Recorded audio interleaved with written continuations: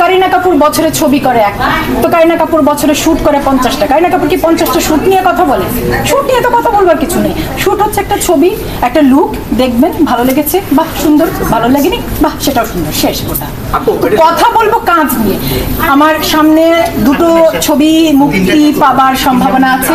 একটি কৌশিক শঙ্কর দাসের দাফন, যে ছবিটির শুটিং শেষ করেছি, পরবর্তী ধাপের কাজ বাকি, এডিটিং মানে পরবর্তী ধাপের, সেগুলো শেষ হলে মুক্তি পাবে, তখন কথা বলবো। কথা বলবো যখন মাসুদ প্রতীকের বক রিলিজ হবে, তখন কথা বলবো। যখন শারিয়া নাজিম জয়ের একটি ওয়েব ফিল্মে কাজ করেছি, শোধ, সেটা রিলিজ হবে তখন। এবং এই বছরের শুরুতে আমি আজকে যেমন আপনাদেরকে বলেছি না, আমি কিন্তু আপনাদের সময় দেবো, একটু অপেক্ষা করেন, আমি হেঁটে আসি। ঠিক এইভাবে সবাই দাঁড়িয়েছেন, সবার স্টার সিনেপ্লেক্সে, এসকেএস টাওয়ারে আমার অসময় আমার ফিল্মের রিলিজ ছিল। আমি প্রতিটি সাংবাদিকের সাথে কথা বলেছি, একজন করে আমি প্রতিটি সাংবাদিকের সাথে কথা বলেছি। আমার পয়েন্ট হচ্ছে, আমি কাজ ছাড়া কথা বলতে চাই না। ফটোশুট পৃথিবীর সব দেশের অভিনেতা অভিনেত্রীরা করে। আপু, ঠিক আছে, কাজে কি আপনাকে পাবো যেটা, যে গল্পটা আপনার সাথে যায় এবং মেন ক্যারেক্টারটা আপনার, গল্পটা আপনাকে নিয়ে, আচ্ছা কোনো গল্প কি পাবো কিনা বা পছন্দ আছে কিনা কাজ করার? আপু আমার মনে লাস্টে এটা একটু। আচ্ছা, আপনি যে প্রশ্নটা করেছেন ভাইয়া, সেটার হ্যাঁ, দাফন যে ছবিটিতে আমি কাজ করেছি কৌশিক শঙ্কর দাসের, সেই ছবিটিতে আমার চরিত্রের নাম কুলসুম। এক কথায় বললে দাফন হচ্ছে কুলসুমের জীবন কাহিনী। এরকম আরো কাজে কি আপনাকে পাবো কিনা? আরেকটি ছবিতে চুক্তিবদ্ধ হয়েছি, সেটার শুটিং শুরু হবে অগাস্টে। তো শুটিংটা হোক, তারপরে আমি দুরন্ত টিভিকে বলেছি যে তোমরা প্রতিটা প্রেসকে জানাও, আমি মূলত কাজ ছাড়া কোনো কিছু নিয়ে সামনে আসতে চাই না। কাজ বলতে আসলে আমি আমার অভিনয়কে বুঝি। এবং এই যে ফটোশুট পৃথিবীর সব দেশের অভিনেতা অভিনেত্রীরা ফটোশুট করে। ধরেন আপনি যদি আপনাদেরকে আমি শুধু একটু বোঝানোর জন্য বলছি, ধরেন হলিউডের অভিনেতা অভিনেত্রীরা যখন কথা বলে, তখন কিন্তু তারা তাদের চলচ্চিত্র নিয়ে কথা বলে, কোন শুটে কি পরে এসেছে বা কোন মেট গালাতে কি পরে এসেছে, সেটা নিয়ে কথা বলবার কিছু।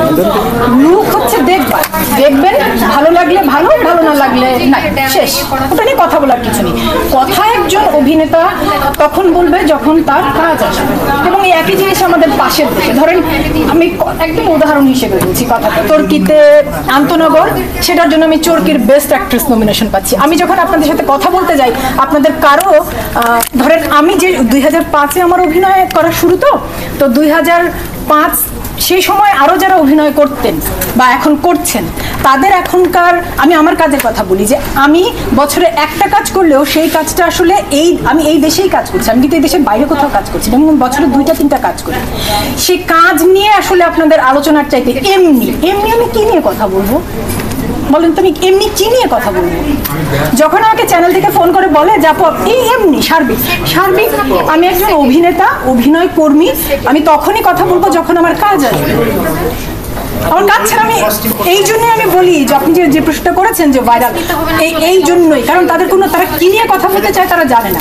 আর লাইফস্টাইল নিয়ে কথা বলার কিছু নাই। আপু আপনার ওয়েট লস জার্নি নিয়ে কথা বলার কিছু নাই, এটা আমার ব্যক্তিগত জার্নি।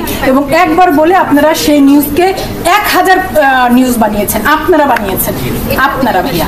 আচ্ছা আপু, আপনার কাছে লাস্ট প্রশ্ন, সেটা হচ্ছে যে সাংবাদিকদের পক্ষ থেকে আপনাদের যখন কোনো ইন্টারভিউ বা আপনাদের কোনো প্রেস রিলিজের জন্য তথ্য জানার জন্য কোনো ফোন দেওয়া হয়, তখন আপনারা সেটাকে অ্যাভয়েড করেন, ডেট নেন। একটা সময় তো এরকম ছিল না, সাংবাদিকদের সাথে তারকারা মানে আসলে ইন্টারভিউ দেওয়ার জন্য মুখিয়ে থাকতো, এখন কেন এই দূরত্ব তৈরি করছে? ভাইয়া আমি সারা জীবন, হ্যাঁ ওই যে সিসিমপুরের কথা বললাম না, আমি গত বছর দুরন্ত টিভির একটা শো করেছি, ফ্যামিলি গেম শো, এবং সেই গেম শোটা করবার সময়